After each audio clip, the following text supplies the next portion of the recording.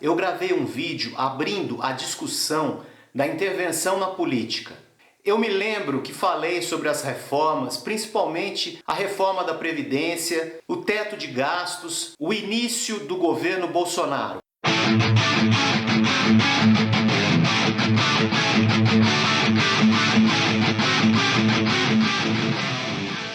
Bom, em primeiro lugar, por que desse vídeo? Nós vivemos um momento muito delicado, um momento difícil para todas as pessoas. Desde 2014 nós vivemos situações complexas na economia mundial. Depois veio o impeachment e em 2018 as eleições. Então hoje piorou um pouco mais. As reformas foram aprovadas, o povo ficou mais pobre e o governo está aí, espalhando o vírus, sem o controle adequado das condições sanitárias e de saúde. Poderíamos ter evitado boa parte disso. A economia, que já estava em frangalhos, piorou um pouco mais. E o nosso presidente espalhando crise política. A incompetência se soma à burrice e nós continuamos amarrados. Nesse confinamento, literalmente amarrados e presos dentro de casa, sufocados e às vezes paralisados. A política não pode se limitar a uma mera sucessão de fatos, coisas sensacionalistas, propagandistas, fofocas, todas as bobagens que estamos acostumados a ouvir. Ah, mas você está cansado, está cansada da política. Eu também. Porém, eu me sinto na responsabilidade de contribuir com alguma reflexão. Dentro da minha cabeça, eu brinco com a criança interior, tentando desviar os problemas. Um problema sério, ser obrigado a escutar, a viver essa pequenez da política. Na nossa infância, tudo era diferente. A gente brincava, a gente sorria. E hoje, ao ver a política, parece que as coisas ficam nebulosas, tristes. Os políticos falam muito da educação em época de eleição. Todos os problemas dependem da educação? Claro que não. A educação é um meio. Você pode dizer, é um fim também. Sim, a educação é cultura. A educação se basta por ela mesma. Mas é, sobretudo, uma engrenagem humana que faz parte da engrenagem econômica, social, política. E por isso que a gente fala aqui do ponto de vista de uma totalidade social. Tudo tem a ver com tudo. Tudo poderia ser diferente. O que eu quero dizer aqui é que a nossa política poderia ser diferente.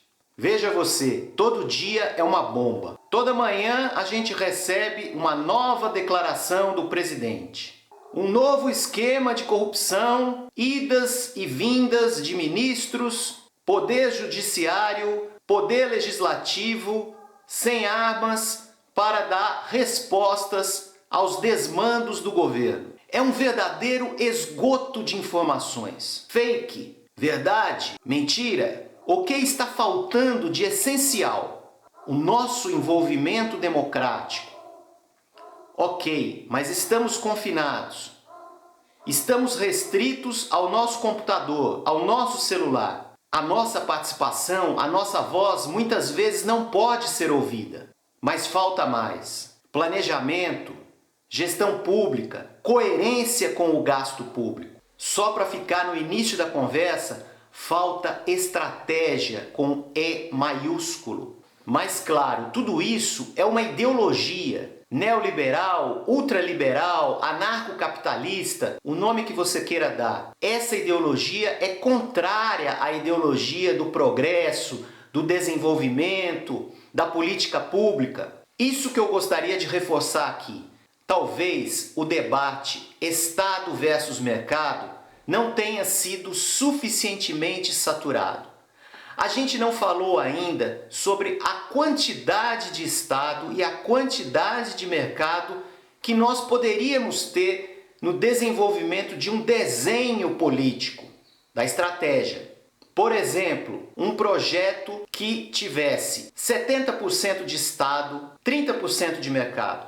O Brasil é enorme no seu território. Nós temos um interior muito grande e lá muito provavelmente não chegam as questões do mercado, finanças, empreendedorismo, negócios. Como é que a gente pode pensar isso em municípios pequenos, destituídos de recursos para realizar as políticas mínimas que eles deveriam realizar? Muitos dos políticos não conhecem esses municípios. Aliás, muitos dos políticos não conhecem a pobreza, mas falam dela em época de eleição. No Brasil, a gente tem muitos partidos políticos, alguns desconhecidos pela ampla maioria dos brasileiros. Mas em época de eleição, eles voltam. Eles estão prontos para cutucar o eleitor. Para a massa da população, a política é falsa. Parece uma nota de R$3. As pessoas votam sem saber o que elas estão votando, por que elas estão votando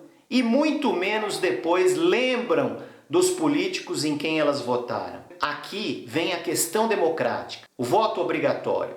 Será que ele teria que ser tão obrigatório assim? Políticos não irão aceitar a ideia do voto não obrigatório. E eu falo aqui dos políticos de esquerda mesmo. Políticos de direita, muito menos. Todos estão em busca de fatias do eleitorado, porque nessas fatias do eleitorado serão encontrados recursos para os cofres públicos e também para escoar a corrupção da política. Nós teríamos que ter um Estado que fizesse o fluxo de dinheiro, que oxigenasse a perspectiva desse fluxo. O imposto sendo alocado para as questões essenciais e também para as questões secundárias da população.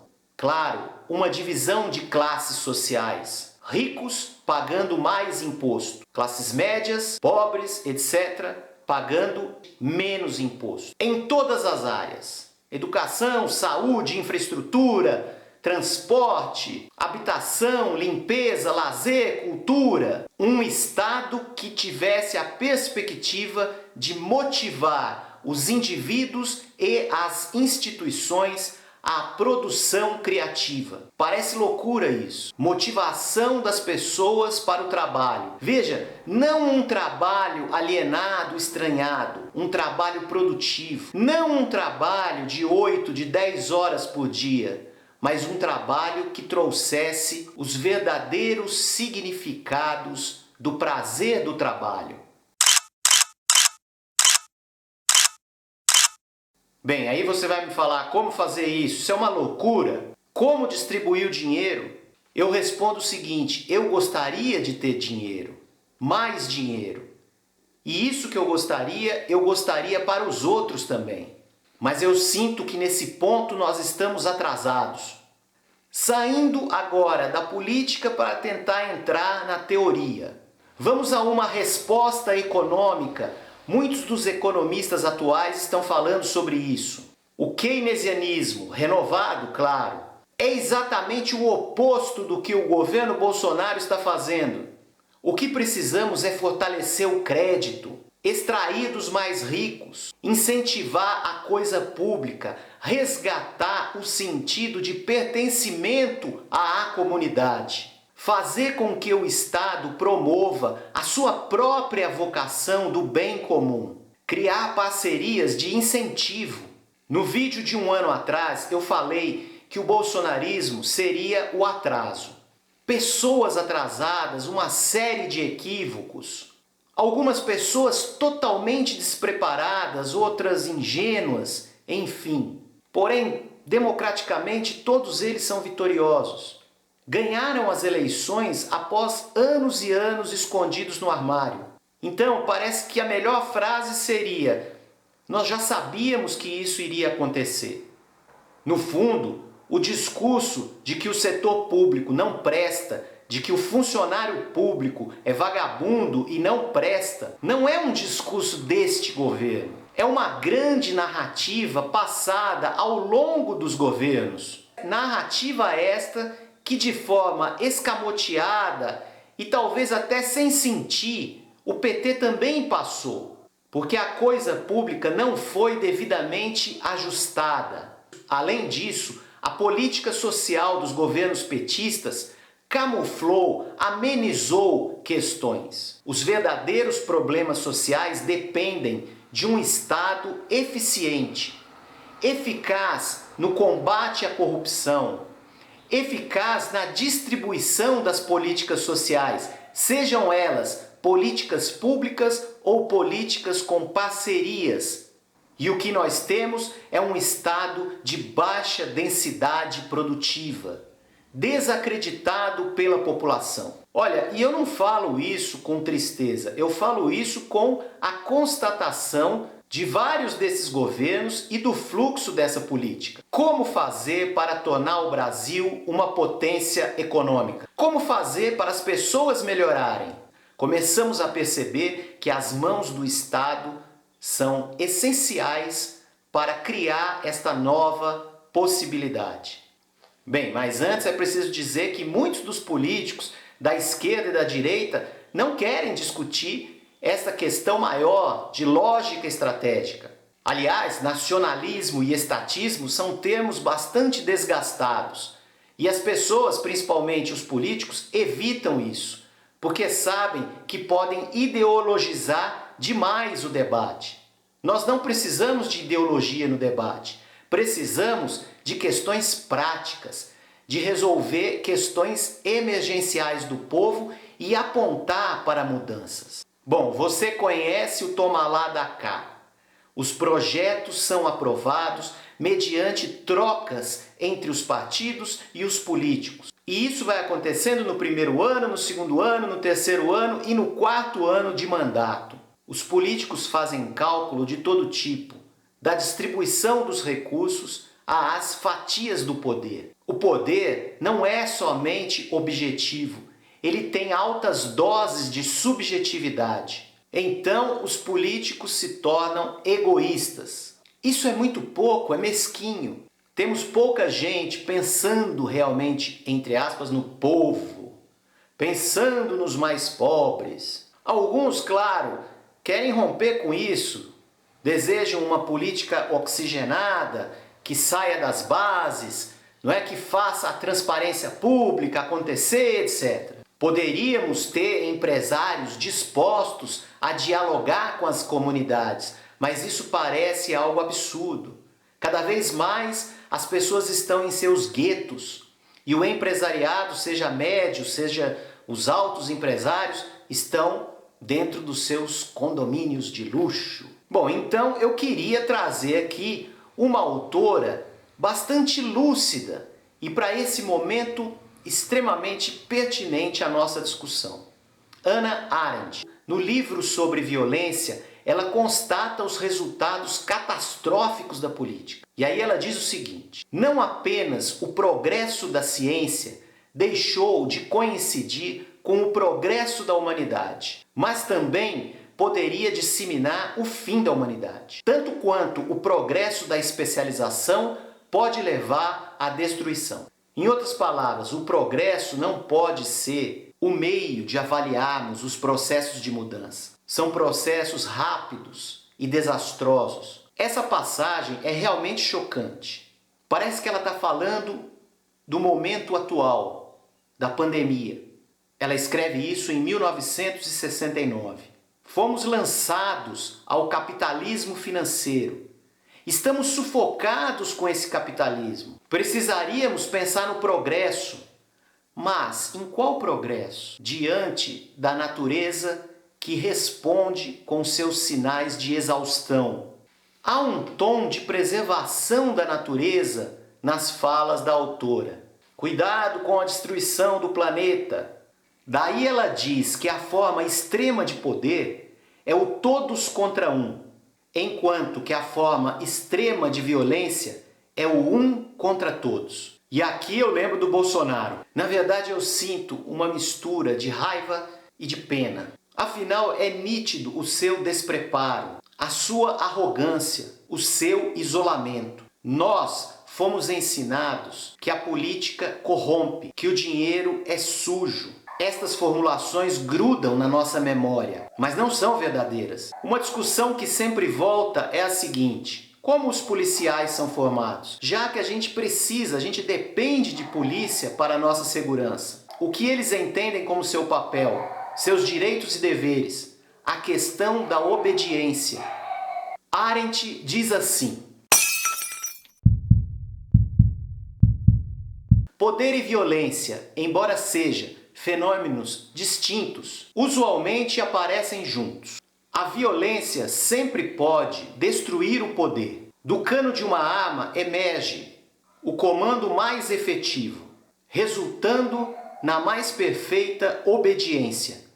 Só para lembrar que o esquema, que a dependência da obediência dentro do governo Bolsonaro faz parte do militarismo. Por isso são muitos militares que estão com a sua vida resolvida, do ponto de vista do dinheiro, dos recursos que eles têm. Mas não é só isso, é do ponto de vista de uma ideologia. Todos estão abraçados ao Bolsonaro, mesmo não acreditando nele. Aí a nossa autora sai da questão do poder e da violência e vai para o ódio. Aspas. O ódio não é, de forma alguma, uma resposta automática à miséria e ao sofrimento. O ódio aparece onde existe razão para supor que as condições poderiam ser mudadas, mas não são. Reagimos com ódio apenas quando o nosso senso de justiça é ofendido, e essa reação não expressa uma injúria pessoal. Daí ela vai refletir sobre o ódio e chega a refletir sobre a morte. Nova aspas. A morte parece ser um nivelador potente, ao menos nas poucas situações extraordinárias em que se lhe permite representar um papel político. A morte, assim como o próprio falecer na consciência interna da mortalidade, é talvez a experiência mais antipolítica que há. Significa que desaparecemos do mundo das aparências, indica um extremo de solidão e impotência. Confrontada coletivamente na ação, a morte muda de feição. Parece intensificar mais a nossa vitalidade do que a sua proximidade. E aí, voltando ao bolsonarismo, mais do que aquelas declarações bombásticas, e daí 70% vai ser infectado mesmo, o que ele foi fazendo e vai fazendo é lavar as mãos, bem entre aspas aqui. Aos poucos ele vai deixando o Estado e a perspectiva pública se resolverem e as pessoas vão esquecendo. A política vira uma boçalidade. Notícias, fragmentos, discursos e um tititi, um mimimi todo dia a respeito do presidente, das declarações e dos grupos que o apoiam. Por outro lado, nós estamos paralisados. Parece que estamos mortos mesmo, na nossa consciência. Parece que estamos anestesiados. Para Bolsonaro, seria mais ou menos como dizer 25% do eleitorado, que é o meu eleitorado, basta. O resto, os 75%, a maioria do povo, eu quero que CF, 3 pontinhos. Esse sentido perverso mata a política, mata os condicionantes da política, mata o otimismo e a motivação para fazer política. Daí estamos, nessa lógica, todos mortos, anestesiados por dentro, fragilizados. Por fim, eu quero trazer aqui uma discussão sobre a burocracia, que é uma outra engrenagem perversa, dura, que está no histórico do nosso patrimonialismo. Diga-se de passagem, não é um tema inventado pelos políticos atuais, como FHC, etc., Lula, não. É a tal herança do carimbo, as dificuldades do papel, os trâmites dos advogados. Tudo isso hoje, por mais que a gente tenha o digital, continua. Há uma desconfiança do sujeito, principalmente dos pobres. Bom, então eu quero sugerir limpar os excessos burocráticos. Isso já seria um grande passo. É a tal face cruel, amarrada naqueles longos processos do judiciário, etc.